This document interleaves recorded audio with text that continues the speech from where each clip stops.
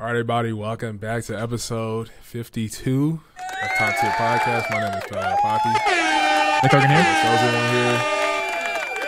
Yes, sir. Thank you. Shout out to all the people who are here listening every week. Like, we love y'all. We support y'all. We see y'all on the analytics, like, especially on YouTube, man. Like, shout out to y'all, man. We love y'all. We appreciate you. We want to start with this AI conversation. AI seems to have taken the world by storm. Dude. I mean, it makes sense. It makes sense. It's taken over everything. It's going to take a lot of our jobs, too. But that's a different conversation for a different day. DALL-E 2, like AI art, like 2022 to now has been a roller coaster. And just watching the exponential advancements of this technology has been off the charts. Like, look at AI art. Like, AI art now is just everywhere. Like, it's just that's what we're about to talk about. It's just a part of society. Like, it's not even a surprising anymore. It's just a thing now. It's just here. Like, you don't even think about it anymore. It is indeed here. AI version of Drake and The Weeknd. There was a ghostwriter who made an AI version of a Drake and The Weeknd song that was on Spotify, garnered over, I think it was hundreds of millions of views. No, it probably wasn't hundreds of millions, but it was 200-some million. It was like over 200. Oh, so okay, so it was hundreds of millions. It was hundreds of millions of views. It was on TikTok originally, transferred its way over to Spotify. It was on Twitter, blowing up same time. Word got to Drake. Word got to Universal. Weeknd didn't have anything to say about it. Universal ends up suing them for copyright, which I don't agree with. It's not copyright. It's not copyright if I use your voice. And that's where I stand on the matter, and that's the conversation we're gonna have. It's at the end of the day, it's intent. So if somebody goes and just says, you know what, I'm gonna take thousands of hours of Drake's voice, put it into an AI bot, have the AI bot perfectly master all his cadence and his tone and voice inflections, and then you make a song that's literally called such and such and such, featuring Drake and The Weeknd, AI version, or AI cover, or AI generated. You literally intended to make a fake version of them that was indistinguishable. Yeah, I see you. I see that point, but I'll raise you one point, which is that when have we ever said that the voice of somebody can be copywritten? If you have a person that's an artist, a musician, that happens to have an amazing voice, whatever the voice is, but then you have another artist who sounds pretty similar, almost exactly like another artist, because we know you could copyright things for melody. We know we could copyright things for lyrics. We know we can copyright things for beats, production, that type of stuff. When have we ever said, hey, that person just sounds a little too similar to person A over there? Never. So but why all of a sudden can you say, because it's an AI bot and it sounds too good, it sounds too similar, that now all of a sudden I'm going to sue you for copyright? Because sounding like something and having new tech that is literally designed to mimic it exactly to the point where no human could ever fathom getting that close is ridiculous. We have to change the laws with the technology. And here's the problem. Like, we have all these old farts and these old coots in office, and technology is advancing exponentially. We're fucked. The laws are not going to be able to keep up with that. So if we don't change these laws now, they're going to change the laws. Well, they're going to have to, because the money. Well, when you start messing with the money, the laws are going to change quick. But you know who they're going to change the laws for is for these fucking ghostwriters who are on the fucking internet making random ass fucking Drake type songs, I almost said Drake type beats, Drake type songs and shit from using AI. But they going to let the labels use it though. See, that's the thing. And that's what I'm pissed off the most about, is that first of all, because I understand, you know, if Drake is gonna sue, if The Weeknd is gonna sue this dude, or Spotify, they're gonna make a complaint to Spotify and say, hey, there's someone out there that's using my name and my likeness. Handle that. I get that, right? But why is Universal, the company, the label, who basically, if we want to speak metaphorically, is enslaving these artists into certain deals where they're using their likeness, they're able to use their likeness in a way that's kind of eerily similar to what these ghostwriters are doing and would be doing in the future? Why is Universal the one that's suing? Well, Universal is suing because they have these artists. They have these artists in their catalog. They have deals with these artists. They own them. They get a percentage of the revenue from the music. They may even own the masters. So as far as Universal's concerned, you're messing with my money. You're messing with my IP. You're messing with my product. You're messing. But this isn't their product. I see what you're saying. Don't get me wrong. I see what they are in contractual obligations to Universal, whatever. But this isn't your product. This is an original piece of art. It's no different than you going on ChatGPT and crafting some image. Is someone going to be able to copyright that image because, oh, it looks too similar to another image? No, it's an original piece of art. It might have inspiration. What piece of art doesn't have inspiration behind it? How is it inspiration if they're making AI bots trained specifically to sound like a certain person with thousands of hours of this person talking or singing or rapping? That's very different than making something inspired by than straight up making an AI.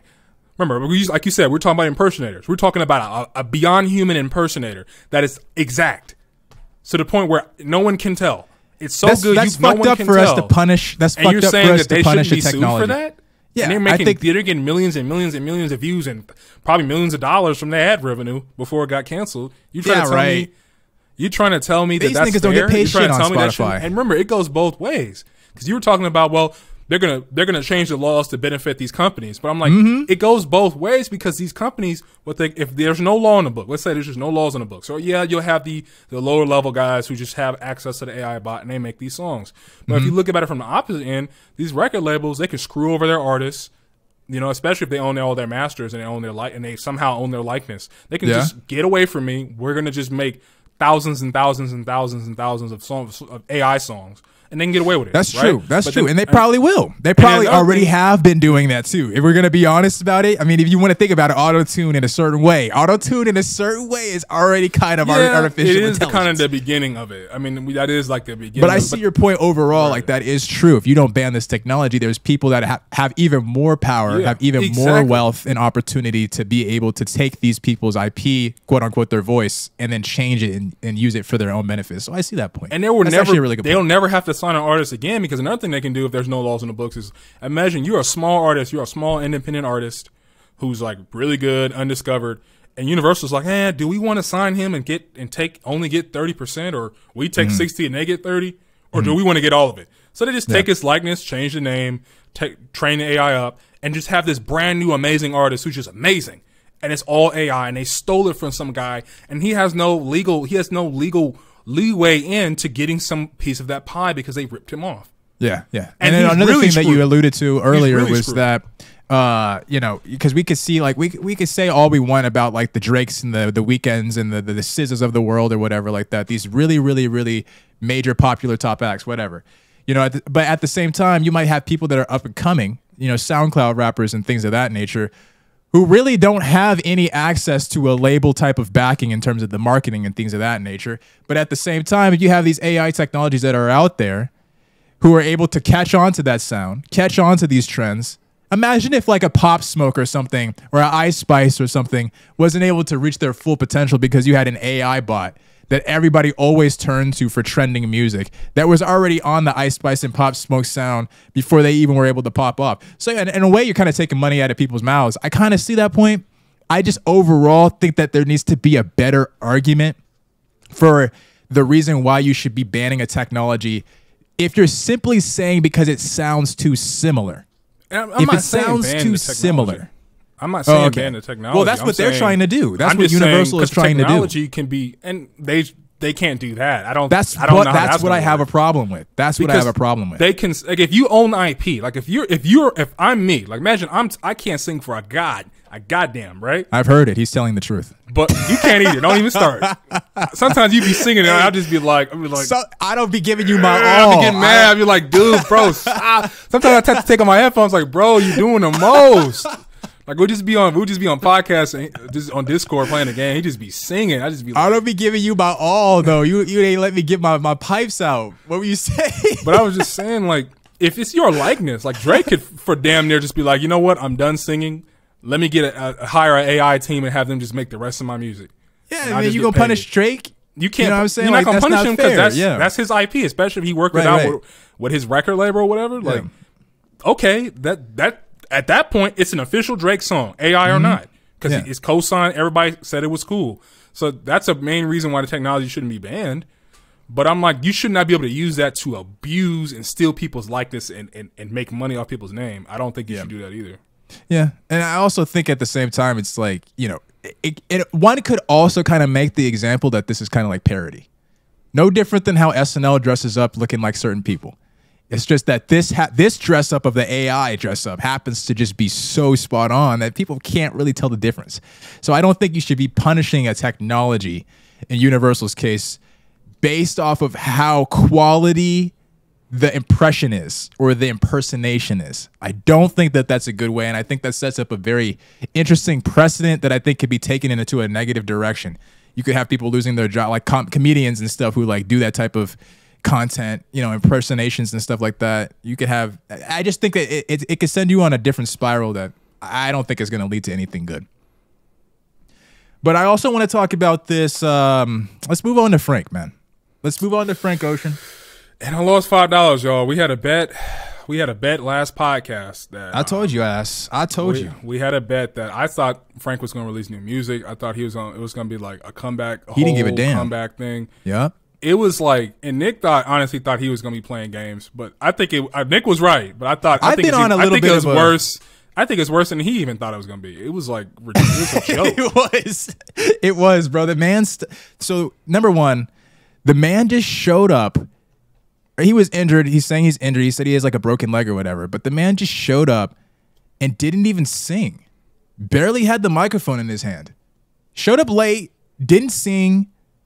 Had a short set, didn't really do any type of performance. That's one of the worst performances I've ever seen anyone do. In Coachella. I mean, people went to talent shows. I'm talking high school talent shows, all that shit. The Apollo, all that shit. He's probably one of the worst I've ever seen. That was terrible. And bro, they speak about this man like he's Christ, like music Christ. I mean, the music industry Christ, like. People talk about Frank Ocean like he is a legend. They like they like him. They talk about him in a higher regard than Tyler. I swear. Well, Tyler's not deserved either. You love Tyler. I guess I'm not gonna rain on your parade. Tyler is great. I love Tyler, but Tyler don't deserve to be named as one of the best artists of any generation. I'm sorry. We're gonna have that conversation another time, but. I don't think he's one of the best. And he's one of my favorite artists, but I can be honest that I don't think he's making anything that's just like extremely profound. Yeah, he's not doing anything that people are going to remember he's making in pretty 20, solid 30 music. years. That's really it, yeah. But neither is Frank. So getting back to Frank, he canceled this weekend. I think he's supposed to perform tomorrow, right? This Saturday. He will be performing tomorrow. They had to fill in that slot. That's what I'm saying. He dropped out. Yeah. He's not performing anymore for week 2. And I mean, not besides the fact that Coachella is losing millions off of this, besides the fact that fans are going to be highly, highly disappointed, a lot of people most likely bought tickets specifically to see this man perform, knowing how stans are these days. Besides those two things, I don't understand why, back to what we were saying last week, or what I was saying last week, because I laid it out very, very plainly for you guys. I don't understand why people can't recognize that there are 2 different types of artists. I'm going to name 2 different types of artists. There is an artist out there who loves the fans, understands that the fans are the ones who hold them down. That's the support base. They're not going to be nothing without the fans. And there's another section of artists out there who look at the fans and they say, oh, that's great that they're enjoying my music. But to be honest, I really don't give a fuck. Because I'm going to get my money anyway. I'm a talented guy. I'm going to get my money anyway. And Frank Ocean, which one do you think he is? He's the latter. He doesn't give a fuck about you guys. He doesn't give a fuck. Like, bro, like, if I was loved, I would put in an effort. If people was like, dude, you were my like everything artist, like, I would at least show up. I'm not saying he needed to go do all these fancy sets, but I would have performed to my best of my ability, showed some love, and dipped off. He came and showed his ass. I can't get down with that. He came and showed his ass. Exactly what I tried to explain last week. An effort made would have went a long way. Honestly, because to him, the only effort that needs to be made is that I showed up.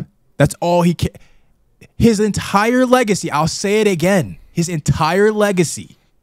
When people look at Frank Ocean, people in the future look in the past about Frank Ocean, they read the biography of Frank Ocean, it is going to explain to y'all that Frank Ocean's entire legacy is built off of the way he has gotten masterful at fucking over the music industry. So what he did here was no different than what he did with Def Jam, no different than what he's done with Apple Music. And then he releases a Blonded Radio episode the next day. Dude, he is awful. He's awful. I don't understand how you guys could think that Frank Ocean is that guy. First of all, the man has 4 albums. He's only giving y'all 2 to actually listen to. You can't even listen to his full discography. So he doesn't give a fuck about y'all there. Another thing he doesn't release music consistently. You guys ask for music. Hey, Frank, it's been years. Can we get some new music? Here's a Coachella for y'all. Psych, let me take that back. Psych, fuck y'all. on top, you shouldn't have asked. Psych, fuck y'all. You shouldn't have asked. You shouldn't ask for new music. So now I'm a troll at Coachella. Like, what? We have people very close to us who are really, really excited for this. I knew people who went. I knew people. Okay, so yeah, like one homie. And shout out to the homie. But his sisters went. I haven't talked to him about what they thought about the whole thing. And I saw him today. I'm gonna ask him later, and we can talk about it some other time. But I was like, yeah. I'm sure they felt like they got screwed over. Dude, like, I don't know if they went to see Frank in particular, but damn, a lot of people definitely did. Y'all need to take him a tier down on that like legend status, that like once in a generation type shit. Y'all need to take him a little bit. Just bring him a little bit down, just a few tiers down. He don't belong up there with the whoever y'all would put up there and the Beyoncés. I don't know if you're putting him up there, but Frank Ocean is a good artist. He's a good talent, and let's just keep it at that. How about that? But let's keep it at that. It's my last little thing. Like, what is it about him? Like, is the music really that good? Like, I've heard some songs and they sounded good, but like, I think that standing right now is just at an all-time high. I think stands right now with the internet and just realizing that there's thousands and tens of thousands and hundreds of thousands even of people that agree with what you're saying about like, I really, really like this artist. I think standing is at an all-time high. And I think that's the reason why people seem to have put him on this pedestal of, or he was gone for so long and they were just like, so on top of the standing mixed with the mystique of him, like he drops good music and then he dips. Like that's what when I thought about Frank Ocean, all I thought was he drops good music, then he dipped. Mm-hmm. Like, you know what I mean? Like, it's like the Kendrick effect. Like he'll just drop has something to say and the dude will be gone, go be living life, not even thinking about music, just gone, just living life. Like he got his M's. He said what he had to say. I'll see y'all in 5 years. I'll see y'all in 5 to 10. Yeah. Like, that's what I used to think about Frank too. Yeah, but Kendrick don't have stands like Frank. People will say he's the GOAT. People will say he's the GOAT. They stay on Kendrick's nuts. I don't think it's as bad these days, but it makes sense. For the last one, they were on his nuts. Yeah. At least it makes sense for people to say Kendrick is the GOAT. He has a track record of GOAT type lyrics. He has a track record of GOAT type albums, award winning, Grammy winning, Pulitzer Prize winning. Excuse me. You know what I'm saying? At least he has a track record of some things you could point to. I mean, saying Frank Ocean is like one of the GOATs of our generation is like saying Gordon Hayward is one of the GOATs of. I know you don't even know who that is, but yeah, I've heard the name before though. But I don't know. That don't make no sense. It don't make no sense. But we can get off it because we really want to get to this conversation here. We're gonna serious it out. You know how we do. We always be serious in and out. We want to get to this conversation about, Jonathan Majors had. He's been having a hard month. He's been getting, they've been in his ass, and he's been silent. Like his PR team and his PR team and his management company, they dropped him. And a lot of people were saying historically that's a bad sign. Historically, there's probably enough damning evidence behind the scenes of some of these allegations that they don't even want to deal with them. Yeah, and now you got more people. The reason why they did that is because you got more people now coming forward and saying, "Hey, raising a hand, me too." But on top of that, because and it's not funny, but we really wanted to get to the conversation about Tiffany Haddish putting up a post, I believe from New York Times, something of the sort, saying that they caught footage of one of the abusers, or one of the abused, up in the club, and saying that she looked undamaged, unhurt. She inevitably, she ended up deleting it. Because why the fuck would you put that shit on there and think that the internet is not going to roast your ass? And then knowing the position that she's in, they got in her ass. It kind of reminds me of like, remember, what's her name? Lenny Kravitz's daughter? Zoe Kravitz. She posted something a few months ago. And that was like, really? Really, nigga? And but it's different 'cause Tiffany Haddish. They came for her hard. They was revealing all kinds of stuff about Zoe Kravitz and her like creeping on Jaden when he was a kid, and like they was getting in her ass. But it reminds me of the same situation. Like, I know you ain't talking. No, the internet is good for that, bro. Yeah. Especially Twitter. Twitter is gonna make sure if you do something crazy, we gonna dig up that dirt on you, and we gonna get to David Choe most likely too. That's his name, right? David Choe. Daniel Choe. Chow. David Choe. We gonna get to him too. Kind of in the same boat. But Tiffany Haddish, bro, what the hell is she doing with this? People are saying that she's supporting or defending Jonathan Majors by putting up that tweet or sharing that article. I'm not sure if I can go all the way there with that as to say that she's supporting. Now, it's obvious what she was doing. She's defending him by posting that. That literally means like she's discounting what the accusers are saying. It's definitely obvious that she is saying, that she's saying is victim blaming. That's obvious what she's doing. I'll give you that. But to say, like, I saw a lot of media outlets saying that she's defending Jonathan Majors. I haven't seen Tiffany Haddish say anything out of her own mouth about, hey, I think Jonathan Majors didn't do it. Wouldn't that to me seems like defending?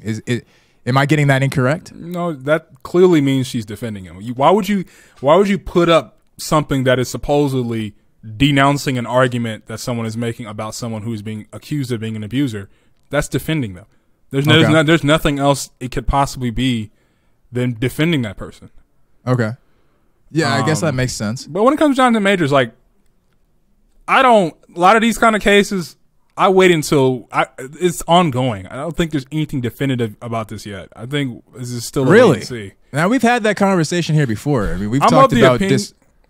That probably he is an abuser, but I'm not going to say that definitively. I can be sure that is true. But like, I'm still of the opinion that wait and see. But I wouldn't be surprised if he actually is. That's where I'm at with the whole thing.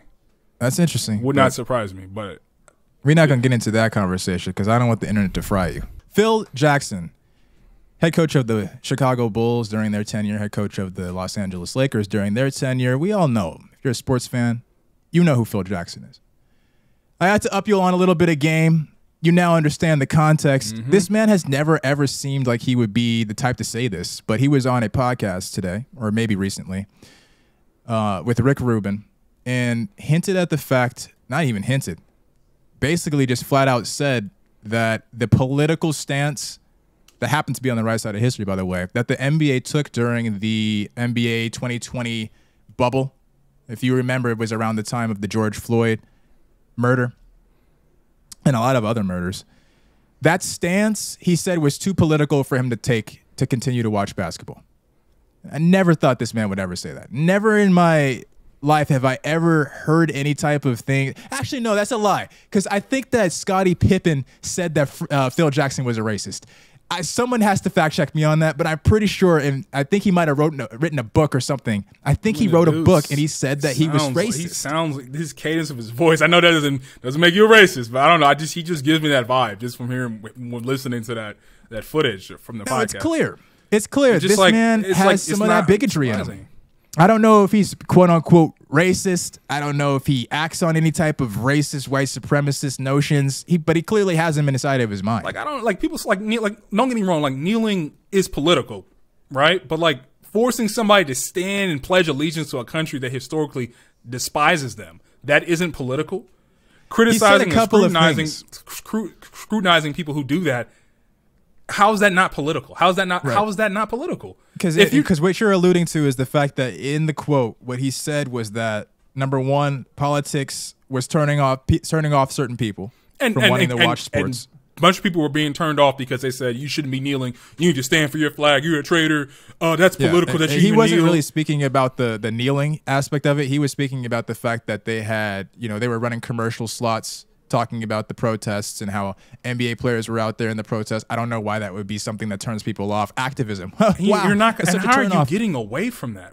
And then he also was saying that the fact that they said like Black Lives Matter and stuff on the jerseys and the courts, the warm up gear. He said that was sending political messages and catering, quote unquote, catering to a certain audience.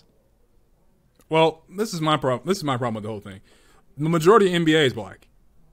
So yes. if they're people of a group that they are a part of or identify with are being terrorized. It's a problem. Like all of a sudden, it's a problem. These people are the ones who are making you money, and now all of a sudden, it's a problem that they're being catered to. I don't understand that. I don't. And that's why you were saying when you have a Pledge of Allegiance, and that's more specifically with the NFL. The NBA did have their response to. And I'm talking about sports in general when I said really. Like I know we're talking about the NBA. I guess we could mix it all in together. But that's why you were saying it's very interesting how Phil Jackson can say that, for example, having a form of protest by perhaps kneeling or joining hands instead of actually standing up there and putting your hand over your heart and recite the nation's pledge, instead of doing that, they would actually stand and rise and do it as such. How that's not deemed as political when what you are essentially doing is performing an act of nationalism. Exactly. That's literally what they're doing. And if you're shaming and scrutinizing people who don't do it, it's like you're pushing your beliefs and your faith and your love for the country down someone else's throat. When people who look like me have been terrorized by this country consistently for hundreds of years, and I'm supposed to just stand up there and be like, "Yep, I love America. Yes, the boss, I love America." Like, get out of here, dude. Like, and I know it's more than that, but that's like one of the best examples I have. It's like y'all love to talk about anything that has to do with my people's survival is political. But you want me to just blindly love America. You want me to just blindly love a country that despises and hates me, and you're part of the problem. If the very people saying this stuff don't like us, don't care for us, vote against our interests. Because I wonder what he thinks about, like when we talk about representation. When the CBA meets, I think it's called whenever that players collective bargaining agreement, I think it's called the CBA. Whenever they meet, and the players union meets, and they come up with these collective bargaining agreements. I wonder if he feels the same way when they talk about the representation in the room, when they talk about the fact that the players of the association happen to be pretty much all, like maybe we could say like 80% black, 70%, 80% black, probably even more than that. But you look at the ownership, you look at the front office. Most of those men are white. Not only are they men, but they're white. There's no representation in there. Can you name a black NBA owner? Just off the top of your head? No. But I watched the NBA. Remember, I don't. I can name one. I'm the last guy. Massage Ujiri. Yeah, I'm the last guy that you probably could even give you an answer on a white NBA owner other than what's his name? Was he a football owner? See, I'm saying I don't know. What are you talking about? What's his name? Jerry Jones. Jerry Jones. That's because we talked about here. Football, right? Here. Yeah. NFL. Yeah. So, and even the NFL. Even in the NFL, I can't name one. Honestly, probably worse than the NFL. A black owner in the NFL, I can't name one. I don't even know if there is one. And if there are, it's one dude. They might have some niggas in the front office or something, but like, I wonder what he thinks about. See, because we could bring this conversation to a whole nother facet of just like ordinary American life. Because people seem to have this type of observation about, like, I'm talking about like random people that you just see on Twitter or just like on the street. You had conversations with people. Hey, you watched the last year's Oscars? Yeah. What'd you think about that that movie that won Best Picture? Oh, I thought it was great. What'd you think? Oh, I thought it was too political. They only gave it to him because they're Asian. Things like this. They only gave it to him because they had a gay agenda. Things like that. This perspective that Phil Jackson has is no different than what I don't know about a lot, but what a good amount of America feels, which is that politics and entertainment don't mix. Yet the politics that deem what is able to become entertainment exists. And that probably flew over people's heads. And I understand what you're saying in the sense that, like, when you look at like the quote unquote woke movement, anything that isn't straight white male and white women in a stereotypical position is woke. It's political. It's pushing an agenda. But you pushing your all white is right. It's only normal if it's white. It's only standard if it's white. That's not political. You're not pushing Status quo. You're not pushing that down my throat. Political. That's not Status quo is political. Come on, man. Like, and at a certain point, to a certain extent, everything is political if you really think about it. Or at least everything is art imitating life to a certain extent. I mean, literally, y'all like, better listen to him. Like, the craziest thing to me is like, it's like for the same reason where a lot of people criticize, what's that show, Handmaid's Tale? How it's like, or like Hunger Games, like those dystopian shows. It's almost like they're almost all white people. Yeah. It's almost like white people are imagining themselves as like the position of power that they put other people in. Right? You get what I'm trying to say? Like, how it's like, but that's political. That you're thinking about political actions and historic political injustice that have been inflicted on other people and turning it into Saturday night fiction. I mean, but that's political. That's inspired. That's a commentary on things that actually happen. Yeah. Anything you can think, like just literally name anything, and it's political. Yeah. In a certain, or it's inspired political by something undertones to everything. That's what and that's when we get into. We're not gonna have we're not gonna have a college course here. We're not gonna have I know we serious it out, but and these are serious conversations. Don't get me wrong. You could probably find something that isn't political. There's intersections to everything. But that's most the thing. That's the problem. Things that you consume is political in a certain sense. It's a social commentary on something. Man, that shit was so disappointing to see Phil Jackson, bro. I mean, I'm a Lakers fan, and to see that he's one of these ones out here. I wonder who he voted for last year in the election before that. I wonder who he voted for. Now, we're kind of heavy here. Do we want to continue and talk about David Choe? Because there's a good conversation to be had. We honestly don't want to have to go too deep on Daniel Choe. We're running a little long here. We're running a little bit long. I think we can we're gonna just talk, kind of give I'll do it. Let's just go real quick on Daniel Choe. Let's get it. But for those who don't know, there is a show on Netflix that's popping off. It's number one all week. The number one new TV show. It's called Beef. Straight up beef. Like, you know, and we're not talking about like cow beef or anything. It's just like, it's beef. It's a fight and a struggle. It's harbored resentment. And there's two characters. One is played by Stephen Yeun, and I'm not sure the name of the other character. And they get into a road rage incident, and they just decide, like, their lives are so fucked up. They just decide, I'm gonna just torment this other person because I can for as long as I can. Right. And it's a lot deeper than that. Like, they're very broken people, but they just had a road rage beef that just went to like levels that are just, I don't want to spoil it. But anyway, there's a character on the show played by a man named Daniel Choe. And there's a lot of controversy on Twitter right now because of some resurfaced podcasts that he did where he admitted that he was a he literally straight up, like, you can look this stuff up, said that he's a successful he described a whole story. It's not funny, but it's not funny, and he described a whole story about how he raped black woman. She was mixed. He said she was half black, half white, and he said, like, he knew the risks, but like that was the only way he could get hard. And the lady that was talking to him was like, so you literally just admitted to me that you're and that's how you get your rocks off. And she was like joking and kind of laughing about it. I'm like, the fuck is funny about that? And the men were fucking just asking like follow-up questions like, oh, did she have big titties? Yeah, I'm just like, what some descriptors, paint the picture type shit. What kind of circle of friends is this group? Like, I'm like it's sad to say, dude, but I think that most men, if they were to come out and say these types of things like David Choe has done, I think most men are going to react in the same way that the people he was having the podcast with reacted. I just can't, like, don't it's get a me sad wrong. reality. Dude. Don't get me wrong. Do not get me wrong. I definitely believe it's like 30% probably would. I mean, dude, there dudes out here are wilding. I've heard, you know what I'm saying? Like, what do we always say? It's not all men, but it's always men. And I think this situation is right in line with that. It wasn't always men because there was a woman interviewing him and she was kind of cracking. But she's the only one that even made him take accountability for it. At least she's the one that pointed it out. The men weren't going to say nothing. Yeah. The men, that fucking went right by them. That went right over their heads. She is literally the only one. And she said that too. Like, wait, y'all just going to let him keep talking and y'all not going to bring up the fact that he literally just said somebody was talking about it. Was like, if I was a woman and someone was like, yeah, I'm a successful XYZ. I've done this. I've done that. I'd be looking around. I'm looking at the exits. I'm bucking my eyes. I'm bucking my eyes, getting ready to get out of there. Or if I was like some booty warrior type dude was describing his escapades and what I a few niggas myself, just like on the Boondocks, that whole Boondocks scene where he was just in the room. Like, he was like, show hands, how many you ever man? They all raising their hands. I'm looking for the exits.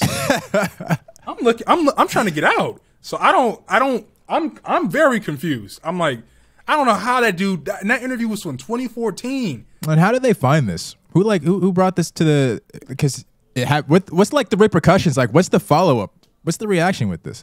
Besides just Twitter canceling. The only reaction I've been seeing is that they're kind of going after showrunners for like, why would you hire this guy and not vet him?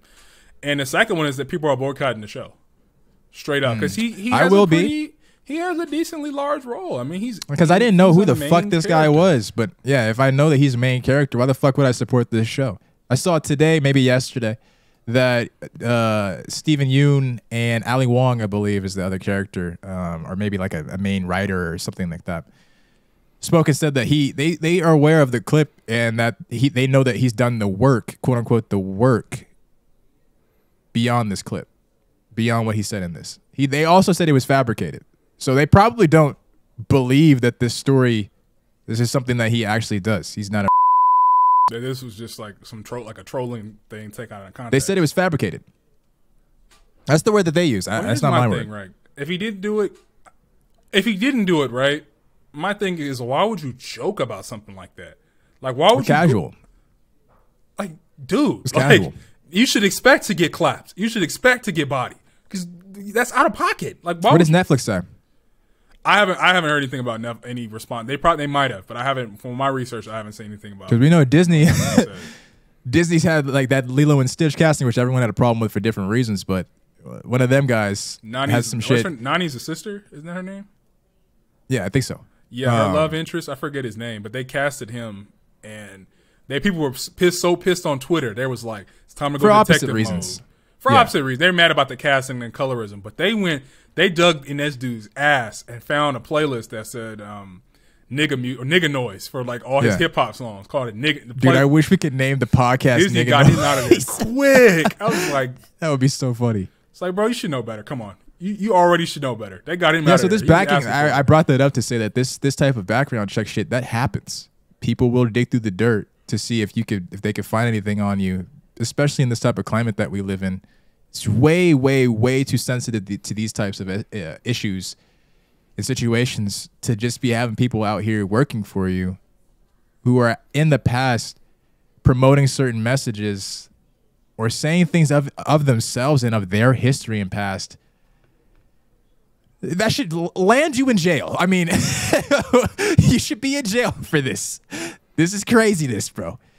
Or just having someone say nigga noise, bro. Like, you should be getting that's like nigga noise. Someone can say some really, shit, bro? hate crime. That just sounds like a KKK, like junk Come the on bunny now. music, coon tunes, nigga noise. But I just thought we should touch on it, really, man. dude? We had to deal with a couple of things, man. The Tiffany Haddish situation included, bro. This was a really interesting week. I gotta say, we normally like to cover things that are less heavy than this, a little bit more jokey joke, but goddamn, there were some things that needed to be talked about.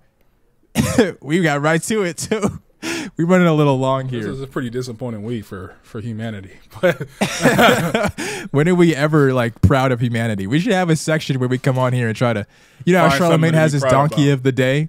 Yeah, we should come on here and try to come up with like the champion of the day or champion of the week or something like that, bro. Like, who did something good out good here? human of the week. Just find somebody. You know what I'm saying? Like, give a gold star out here like they used to do in elementary. The fuck?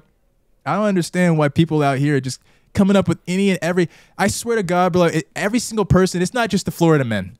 It's not just the Florida men out here acting crazy. I feel like it's Florida men. I feel like the Texas men be wilding too. For real. Bro, the California men be wilding, bro. Yeah. American men be wilding. Men. Not all men, but somehow always men. But all right, y'all. Top Tier Podcast. You already know what it is. You already know what it is. This is a heavy week. But dude, you say Arrow is, bro. We hyping this shit up. Same place, same time next week. You already know where to find us. Peace. Peace.